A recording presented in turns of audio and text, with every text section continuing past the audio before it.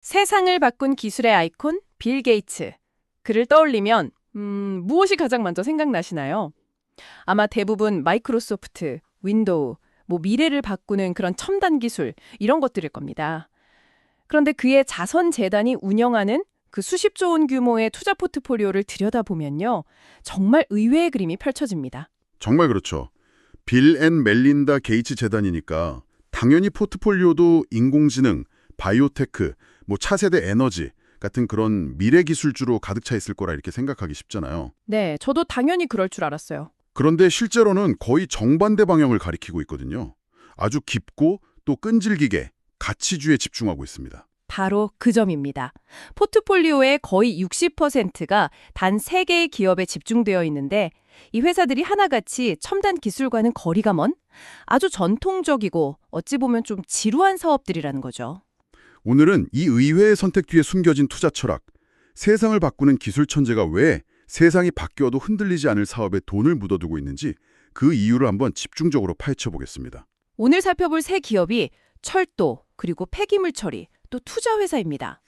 겉보기엔 전혀 연관성이 없어 보이는데 파고들면 아주 결정적인 공통점이 있어요. 공통점이요? 네, 바로 누구도 쉽게 넘볼 수 없는 강력한 경제적 해자, 즉 이코노믹 모트를 가졌다는 겁니다. 이건 단순히 돈을 많이 버는 걸 넘어서 자산을 안정적으로 지키면서 꾸준히 불려나가려는 아주 명확한 의도로 보여주는 거죠. 특히 영속성을 목표로 하는 자산재단에게는 성장만큼이나 자본 보존이 중요하니까요. 자, 그럼 그 첫 번째 기동부터 한번 보죠. 포트폴리오의 무려 29.1%, 약 15조 원이라는 어마어마한 비중을 차지하는 회사. 바로 워렌 버핏의 버크셔 해서웨이입니다. 네, 사실 워런 버핏과 빌 게이츠의 오랜 우정은 워낙 유명하고 버핏이 재단의 이사이기도 했으니까요. 어찌 보면 좀 당연한 선택 같기도 한데요. 맞아요. 버핏이 매년 막대한 금액의 버크셔 해서웨이 주식을 재단에 기부해왔고 재단은 그걸 팔지 않고 계속 쌓아온 결과죠. 그런데 이제 여기서 진짜 흥미로운 질문이 시작됩니다. 어떤 거죠? 이제 투자의 현인 워런 버핏은 사실상 은퇴했고 그렉 아벨이라는 새로운 인물을 회사를 이끌게 됐거든요. 그렇죠. 그 마법을 부리던 사람이 떠났는데 여전히 가장 큰 비중으로 가져가는 게 맞을까? 이런 의문이 들 수밖에 없어요. 버핏 없는 버크셔 해서웨이가 과연 예전과 같을 수 있을까요? 아주 핵심적인 질문이에요. 리더십 교체는 당연히 큰 변수죠. 하지만 여기서 우리가 봐야 할 건 버핏이 단순히 물고기를 많이 남긴 게 아니라 뭐랄까 영원히 마르지 않는 저수지 같은 시스템을 만들어 놓고 떠났다는 점입니다. 아, 시스템. 네, 버크셔 해서웨이는 그야말로 철옹성 같은 재무 상태를 자랑해요.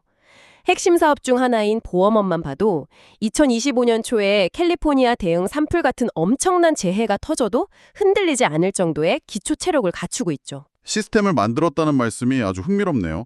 그럼 새로운 CEO인 그렉 아벨은 그 시스템을 관리하는 역할에 더 가깝다고 봐야 할까요?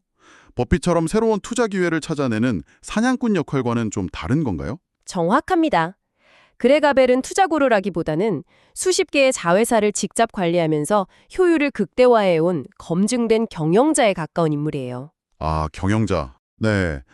아마도 그는 버핏처럼 직접 모든 투자처를 고르기보다는 그 부분은 다른 전문가들에게 일부 위임하고 자신은 버크셔라는 이 거대한 제국을 운영하는, 즉 본인이 가장 잘하는 일에 집중할 가능성이 높습니다. 버핏이라는 천재발명가가 만든 시스템을 안정적으로 운영하고 관리하는 데 최적화된 인물인 셈이죠. 아, 그러니까 이제 버크셔 해서웨이는 한 명의 천재에 의존하는 회사가 아니라 잘 짜인 시스템으로 굴러가는 회사가 되었다는 거군요. 재단 입장에서는 오히려 그런 점이 더 매력적일 수도 있겠네요. 예측 가능성이 높아지니까요. 바로 그겁니다. 게다가 가격적인 측면도 가야 해요. 보통 회사의 가치를 평가할 때 주가 순자산 비율, PBR이라는 걸 보는데요. 쉽게 말해서 회사가 가진 순자산 대비 주가가 몇 배에 거래되는지를 보여주는 지표거든요. 네네. 이게 지금 1.5배 수준인데 역사적으로 버크셔 해서웨이 같은 우량 기업의 PBR이 2배 아래, 특히 1.5배 근처에 있을 때는요. 비싸지 않게 살 수 있는 좋은 기회다라는 인식이 강했어요. 마치 튼튼하게 잘 지은 집이 합리적인 가격에 나온 것과 같다고 할 수 있죠. 리더는 바뀌었지만 회사의 내재 가치는 꾸준히 성장하고 있다는 강력한 신호로 볼 수 있겠군요. 맞습니다. 알겠습니다. 첫 번째 기동인 버크셔 해서웨이는 천재가 만든 예측 가능한 시스템에 대한 베팅이었군요.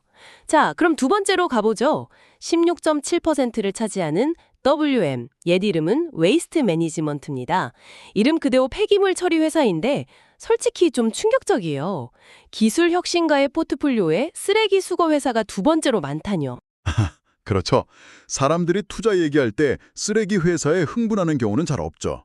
하지만 바로 이 지루함 속에 두 번째 경제적 해자의 비밀이 숨어 있습니다. WM의 핵심 사업은 우리가 매일 보는 그 쓰레기 수거 트럭, 그리고 그 쓰레기가 최종적으로 도착하는 매립지를 직접 소유하고 운영하는 거예요. 그런데 저는 여기서 이런 질문을 던지고 싶어요. 요즘 다들 제로 웨이스트나 친환경, 재활용 기술에 대해 이야기하잖아요. 땅에 쓰레기를 묻는 사업 모델 자체가 좀 시대에 뒤떨어진 건 아닐까요? 어쩌면 장기적으로는 사라질 산업에 투자하는 위험한 베팅이 될 수도 있지 않을까요? 아주 좋은 지적입니다. 하지만 현실은 우리의 이상과는 조금 달라요.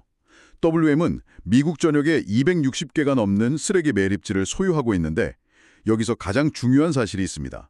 새로운 매립지를 짓는 게 각종 환경 규제와 지역 주민들의 반대 때문에 거의 불가능에 가깝다는 겁니다. 님비 현상 같은 거요? 네, 우리 동네 뒷마당은 안 된다는 님비 현상의 가장 대표적인 사례죠. 아, 그러니까 기존에 가지고 있는 매립지 자체가 일종의 독점적인 인프라가 되는 거군요.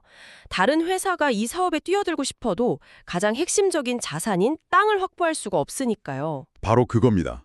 이게 바로 WM의 강력한 해자예요. 도시가 존재하는 한 쓰레기는 계속 나올 수밖에 없고요. 소규모 폐기물 처리 업체들도 결국엔 WM의 매립지를 이용해야만 하는 구조가 만들어지죠. 이 독점적인 위치를 바탕으로 WM은 가정, 기업, 심지어 경쟁사에 대한 서비스 요금을 꾸준히 인상할 수 있는 막강한 가격 결정권을 갖게 됩니다. 경기가 좋든 나쁘든 사람들은 쓰레기를 버리니까요. 재활용품 가격이 떨어지거나 유가가 오르는 것 같은 외부 변수에도 크게 흔들리지 않겠네요. 핵심 사업이 워낙 탄탄하니까요. 맞습니다. 실제로 재활용품 가격 하락 같은 악재 속에서도 핵심 사업은 굳건한 모습을 보여줬어요. 심지어 여기서 멈추지 않고 최근에는 의료 폐기물 처리 전문 업체인 스테리사이클을 인수하면서 사업 영역을 더 넓혔습니다. WM 헬스케어 솔루션이라는 이름으로 병원에서 나오는 특수 폐기물 시장까지 진출하는 거죠. 끊임없이 해자를 더 깊고 넓게 파고 있는 겁니다. 정말 파고들수록 강력한 사업 모델이네요. 겉보기엔 전혀 섹시하지 않은데 말이죠. 가치 평가 측면에서도 매력적이에요.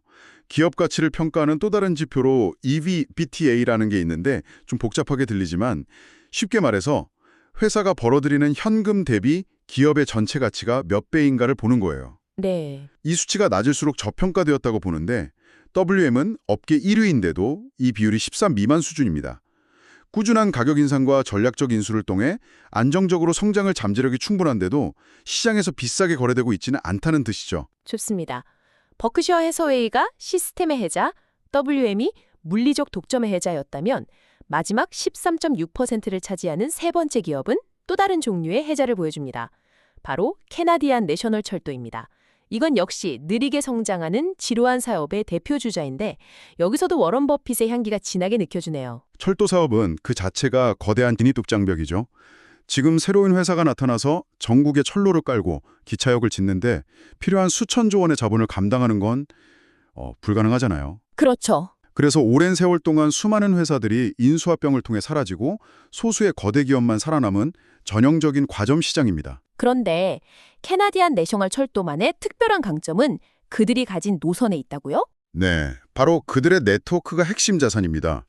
캐나디안 내셔널의 철도망은요, 캐나다 동쪽 대서양 연안에서 서쪽 태평양 연안까지, 그리고 남쪽으로는 멕시코만과 맞닿은 미국 뉴올리언스까지 이어져요. 와, 엄청나네요. 사실상 북미 대륙을 동서남북으로 관통하는 유일무이하고 독점적인 철도망을 가지고 있는 거죠. 여기서 정말 인상 깊었던 부분이 있어요. 그 트럼프 행정부 시절에 관세 전쟁 때문에 국제 무역이 위축될 거라는 우려가 엄청났잖아요. 네, 맞아요. 당연히 철도회사 실적도 나빠질 거라고 생각했는데 실제로는 금속이나 임산물 같은 품목의 운송이 줄어든 만큼을요. 석유, 화학제품, 곡물 같은 다른 품목 운송으로 완벽하게 메워버리더라고요. 그게 바로 강력한 네트워크를 가진 철도 사업의 힘입니다. A라는 고객의 물량이 줄어도 그 노선을 이용하려는 B, C, D 고객이 항상 대기하고 있는 거죠.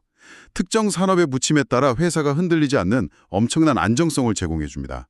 물론 산업 자체가 폭발적으로 성장하지는 않아요.